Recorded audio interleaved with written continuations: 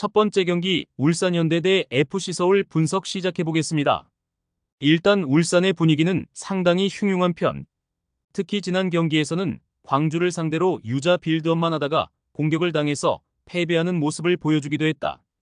물론 정우영이 교체로 들어가서 데뷔전을 치르기도 했는데 박용우가 이탈한 이후로는 삼선 수비형 미드필더는 울산의 최대 약점이었다. 특히 서울은 아직 미드필더의 역량이 확실하다고 보기는 어려운 편. 울산이 미드필더 활용에 기댈 여지는 있다. 서울이 올 시즌 꽤 기념비적인 시즌인 이유가 있다. 유독 약했던 천적 관계의 팀들을 하나하나 부수고 있다는 것. 전북을 5-1로 격파한 것이나 지난 경기 승리를 기록한 대전도 최근 오전에서는 승리가 없었다. 울산을 상대로도 징크스를 깨부술 전술적인 움직임은 측면의 넓은 활용폭. 다만 풀백들이 넓게 배치되는 이상 중앙에서의 1차적인 저지가 중요한데 현재 미드필더는 서울의 최대 약점으로 꼽히고 있다. 무승부를 기대해보고 있다. 일단 서울도 전술적으로 김기동 감독의 색채가 서서히 입혀지고 있어 무시할 수 있는 상대는 아니다. 다만 울산이 정우영을 영입하면서 아킬레스건인 삼선 미드필더를 해결한 상태. 서울은 미드필더가 최대 약점으로 꼽히는 팀이라 울산이 중원 전력에서는 우위라고 본다. 지공 vs 속공식으로 팽팽하게 이어지는 매치가 될 가능성이 높다. 두 번째 경기 전남 드래곤 대 충남 아산 분석 시작해보겠습니다. 안산까지 이기고 1위인 안양을 추격하고 있다. 현재로서는 전남의 화력을 웬만한 팀들이 막아세우지 못하고 있는 모습이 역력하다. 물론 늘 라인을 높이는 특성상 역습 제어에 상당히 애를 먹는 것은 분명하다.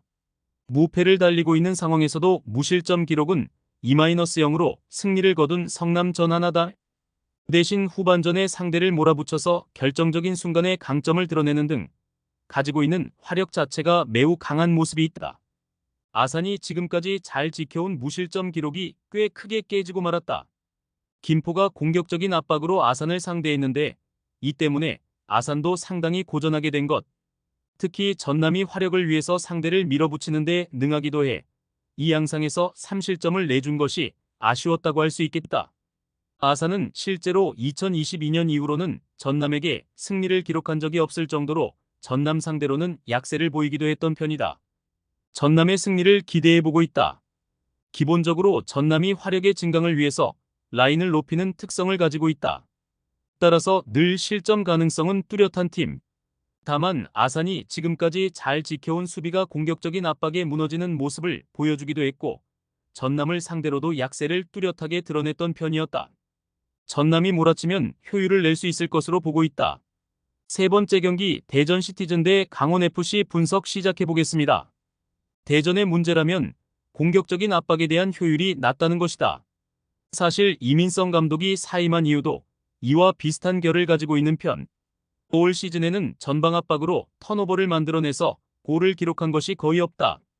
그나마 비슷한 수치를 가지고 있는 인천은 라인 자체가 낮은 편이지만 대전은 상당히 공격수들을 영입하면서 공격적인 전술을 예고한 상태다. 황선홍 감독이 세부 전술을 잘 짜서 팀을 이끌어야 하는데 감독의 커리어도 하락세다. 강원은 상당히 압박의 효율이 좋다. 물론 강원이 점유율을 잡고 가는 편은 아니긴 하나 높은 위치에서의 턴오버로 만든 골은 서울과 함께 리그 1위다. 양민혁 같은 어린 선수들이 주목을 받는 이유도 압박과 결정력을 전부 갖춘 자원이라고 평가를 받기 때문. 물론 강원도 힘이 빠진 후반에 약한 모습을 꽤 보여주는 편인데 올 시즌에도 후반에는 경기 수보다 더 많은 골을 허용하고 있는 상태다. 강원의 승리를 기대하고 있다. 두 팀이 전반적으로는 적극적으로 압박을 시도하는 편. 따라서 후반전에 힘이 빠지는 상황은 생각보다 자주 일어나는 일이라고 할 수 있겠다. 다만 시즌 전반적으로는 압박을 골로 잘 연결하는 팀은 강원이라고 볼 여지가 충분할 것이다. 네 번째 경기 제주 유나이티드 대 포항 스틸러스 분석 시작해보겠습니다. 제주는 상당히 활동량과 적극성으로 승부를 보는 편이다. 실제로 올 시즌 전방에서 기록한 턴오버는 리그에서 가장 많은 수치를 기록 중이다. 문제는 이 공격성이 골로 연결되는 상황이 잘 나오지는 않고 있다는 점. 특히 중원이 투박하다는 문제는 제주의 고질병이고 이 때문에 헤이스가 내려오면서 연계까지 해주어야 하는 부담이 크다. 올 시즌 전방에서의 턴오버로 기록한 골이 7골뿐이라는 점이 이를 방증하는 기록이라고 할 수 있겠다. 포항은 전반적으로 공세적으로 가는 팀에게 강하다. 올 시즌 광주나 강원 같은 팀을 상대로도 더블을 기록하는 모습. 포항의 스타일은 상대가 공격적으로 압박하는 것을 이용하는 것. 이를 공간을 찌르는 롱패스로 저격하면서 최대한 넓게 공격을 가는 것으로 가닥을 잡고 있다. 때문에 포항이 특출나게 수치가 높은 것은 없지만 현대 축구에 가장 걸맞는 전술을 가지고 있다고 보는 이유다. 제주를 상대로도 기초적인 상성은 좋다고 볼 수 있다. 포항이 승리를 거둘 것으로 보고 있다. 제주가 공격적으로 압박하는 경우가 잦은데 압박을 끌어들이고 역습을 이어가는 포항의 특성상 상성에서는 포항이 상당히 좋다고 할 수 있다. 다만 포항이 아주 특출나게 리그에서 압도적인 공격 스탯을 가져가는 팀은 아니다. 5번째 경기 충북 청주 대 안산 그리너스 분석 시작해보겠습니다. 충북 청주의 플레이는 여전히 수비와 역습 성향을 이어가고 있다. 물론 공격 조립 자체가 상당히 높이 위주의 단순함으로 이루어져 있어 다득점을 보장하기는 어려운 편이다. 지난 경기에서는 상대의 수적 우위를 앞세워서 2골을 넣은 것이라고 해도 과언은 아니었을 듯. 물론 수비력에서는 리그에서 여전히 최소 실점 자리를 차지하고 있고 안산이 공격적으로 플레이를 하는 것을 역습한 방으로 타격하는 것은 기대를 걸어볼 수 있다. 안산의 경기 내용은 생각보다 좋다. 특히 패스와 유기적인 연계를 이용해서 상대의 골문을 노리는 플레이는 현장에서도 고평가를 받는 편. 하지만 외국인 공격수가 없고 토종 공격수인 김범수도 전반적으로 부진하고 있어 안산이 내용에 비해서는 결과를 찾지 못하는 것으로 유명한 편이다. 특히 임관식 감독은 공격적인 플레이 스타일에 타협은 없다고 말하기도 했는데 안산이 별다른 영입이 없는 이상 결정력에 대한 충북 청주의 승리를 기대하고 있다. 안산이 공격적인 스타일을 버리지 않을 것. 하지만 내용에 비해서는 골 성과가 잘 나지 않고 있고 오히려 수비력이 좋은 충북 청주가 역습 한 방으로 경기를 가져오는 식의 내용을 보여줄 것으로 보인다. 6번째 경기 천안CTFC 대 수원삼성 분석 시작해보겠습니다. 기본적으로 생각하는 주요 플랜은 공을 자신들이 잡고 컨트롤을 하는 것. 물론 천안이 이 경우에 보여주는 문제는 수비에서 두드러지는 편이다.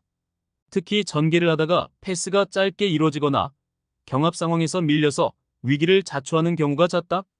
특히 천안이 홈에서는 상대가 상당히 적극적으로 수비에 나서는 경우 경기력이 되려 떨어지는 양상도 자주 보여주고 있다. 올 시즌 홈에서는 무승이다. 휴식기 동안 해결해야 할 문제는 중원 조합과 결정력. 일단 홍원진은 공격적인 롤보다는 수비적인 롤을 맡기는 것이 더 나아 보이고 이종성이 침투 플레이를 더 적극적으로 시도하는 것으로 가닥을 잡을 수 있다. 다만 수원 삼성의 공격진이 김주찬을 제외하면 모두 부진하고 있다는 점에 따라서 뮬리치나 전진우 같은 자원들이 더 효율을 끌어올릴 필요가 있다고 보고 있다. 수원 삼성의 승리를 기대하고 싶다. 일단 수원 삼성이 결정력을 얼마나 끌어올릴 수 있느냐가 변수. 전반적으로 내용 자체는 꽤 좋아진 모습이지만 김주찬 제외하면 공격수들의 분발이 필요하다. 물론 공소유라는 점에서 천안이 상당히 실수가 잦은 편이라서 수원 삼성이 중원에서의 주도권을 잡거나 찬스를 만들어내는 것에는 문제가 없을 것으로 보고 있다. 최종 조합은 영상 아래 고정 댓글로 말 걸어주시면 오늘 정보방에서 무료로 공유해드립니다.